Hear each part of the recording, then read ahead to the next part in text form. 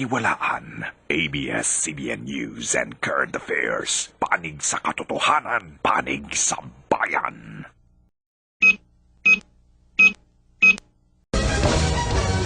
Sa ulo ng mga nagbabagang balita. Tatlo pang minero buhay na nailigtas sa binahang tunnel sa Benguet, pero rescuers nagkakasakit na. Baha at kanseladong biyahe dulot ng hagupit ng bagyong Pablo.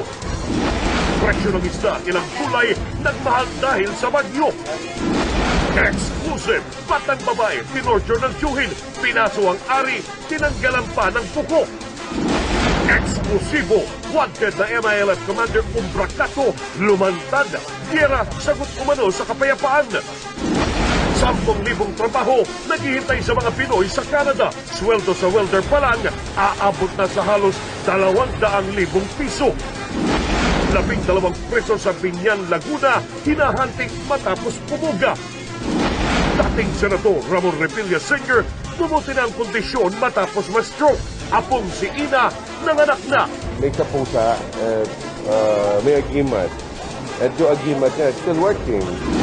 Sa Strilon, excited na sa pagbabalik trabaho. Exclusive, Pacman, dumating na sa New York para sa formal na pag-anunsyo sa mega fight nila ni Oscar de la Hoya. Aramina, mitya nga ba ng muntikang hiwalayan umano nila Jinky at Pacman? Jinky, kung may mga issue na namang ganyan, huwag siya basta-basta maniniwala. Mas kilala niya yung asawa niya, di ba?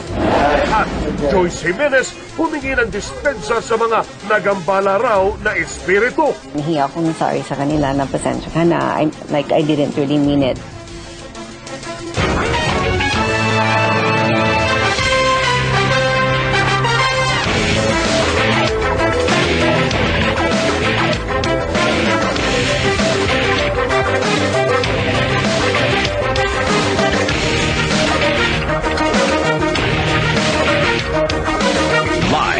Mula sa ABS-CBN News Center, Manila, ito ang TV Patrol World!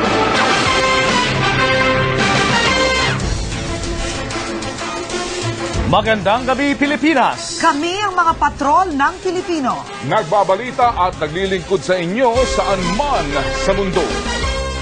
Kasama nating magbabantay sa magiging epekto ng bagyong Pablo sa iba't ibang panig ng Pilipinas. Mula sa Itogon, Benguet at lungsod ng Baguio kung saan patuloy pa rin ang rescue operation sa gumuhong minahan doon. Sa lungsod ng Malabon at ilang pang bahagi ng Metro Manila. At sa lungsod ng Legazpi na maaring tamaan din ng bagyong Pablo. Sila ang ating mga patrol ng Pilipino.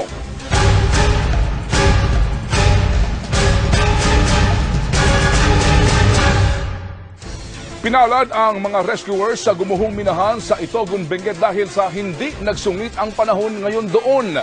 Ngayong hapon, 3 pang minero ang nailigtas ng buhay. Silipin din natin ang ilang bagong larawan na kuha mismo sa loob ng gumuhong tunnel. Live mula sa Itogon, Benguet, nagpapatrol Maan Makapagal. Ted, nagbunga ang paghihintay ng mga kaanak at pagtitiis